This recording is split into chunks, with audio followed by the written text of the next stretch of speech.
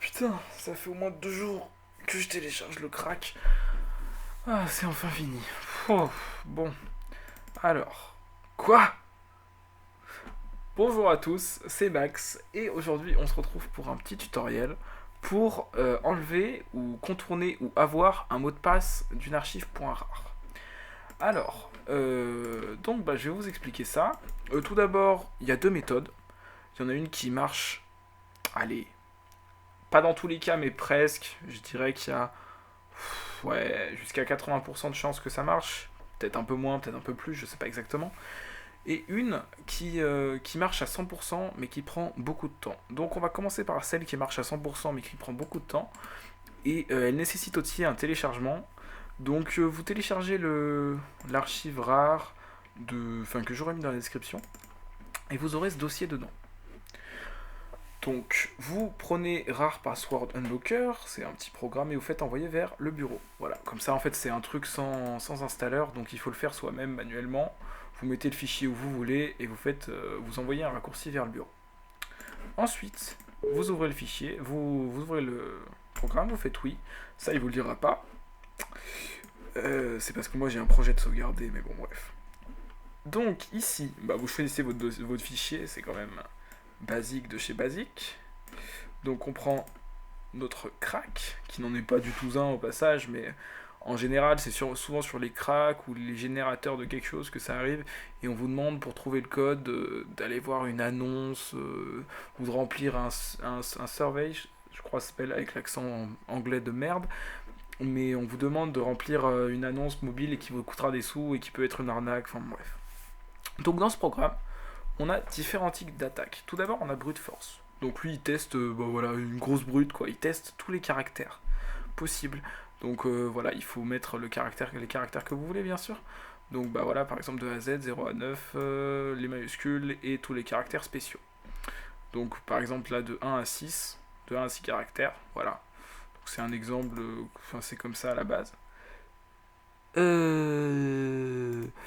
Enfin, non. Alors, brute force attaque, ça teste tout, mais vraiment tout, hein. Ça, c'est pour choisir. Voilà, plutôt. Ça, c'est préfixe si vous voulez mettre un mot devant, suffixe un mot à la fin, enfin des lettres à la fin. Par exemple, vous ne connaissez pas juste une partie du mot de passe. Et ben voilà, ça peut vous être utile. Et vous avez Dictionary. Voilà. Donc ça, comment ça marche? Eh bien, en fait, c'est tout simplement, bon, malheureusement, c'est en anglais, mais dans le dossier qui s'appelle SuperDict, pour Super Dictionnaire, il y a énormément de mots qui sont répertoriés. Vous voyez, l'ordi galère pour charger un .txt. Et c'est des fichiers qui peuvent, des noms qui peuvent être utilisés comme mot de passe. Ou alors, si c'est un truc anglais, oui, vous pouvez essayer, hein. Ça répertorie presque, enfin je sais pas, presque tous les mots anglais, je pense. Et d'autres trucs. Mais bon, c'est pas ce qu'on va faire, surtout que moi je connais le mot de passe, donc ça m'aide un peu.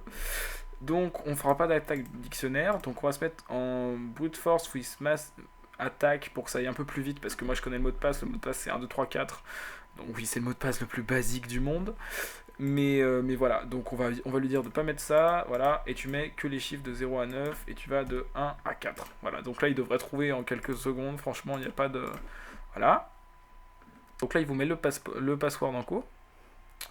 J'aurais dû mettre de 4 à 4, voilà, donc 0, 0, 0, non, c'est pas ça non plus, donc là il cherche, il y est presque, enfin bon, il va chercher, continue à chercher un peu, mais bon, voilà.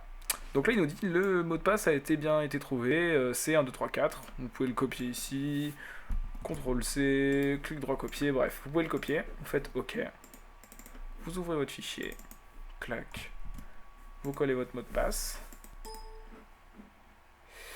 Alors, oui, mais alors ça c'est un autre problème. On va plutôt l'extraire. Voilà, donc ça marche. En fait, c'est juste que le fichier .exe, c'est un fichier qui a été créé, mais il n'y a rien dedans. Donc évidemment, il ne comprend pas ce que je vais ouvrir. Voilà, donc ça c'est la première méthode, plutôt classique, mais qui peut vous prendre énormément de temps. Et pour comment faire si vous voulez contrer cette méthode, parce que ça aussi je peux vous le dire. Donc imaginons que vous avez un fichier avec des données très personnelles, voilà, il n'y a rien dedans, on s'en fout. Et vous voulez votre rare qui soit sécurisé. Vous mettez définir un mot de passe. Et au lieu de mettre un mot de passe classique, Vous commencez votre mot de passe par arrobase micro. Enfin, ce signe, c'est micro. Voilà. Vous commencez votre mot de passe par ça, vous mettez votre mot de passe, ça peut même être 1, 2, 3, 4. Et le truc va prendre un temps à décoder pour ajouter un peu de lettres, des majuscules. Et pour qu'il trouve un mot de passe comme ça, le truc va galérer. Mais galérer. Donc, ça va faire des heures et ça va pas marcher. Mais alors attention, parce que quelqu'un qui a vu mon tutoriel, il est plus intelligent que ça. Puisqu'il va dans le rare. Bon, il teste pas forcément avec ça. Mais il se dit, c'est un mot de passe trop compliqué, j'y arrive pas, ça fait 2 heures que je cherche. Je vais tester la deuxième méthode. Et c'est quoi la deuxième méthode? Vous faites clic droit, extraire les fichiers.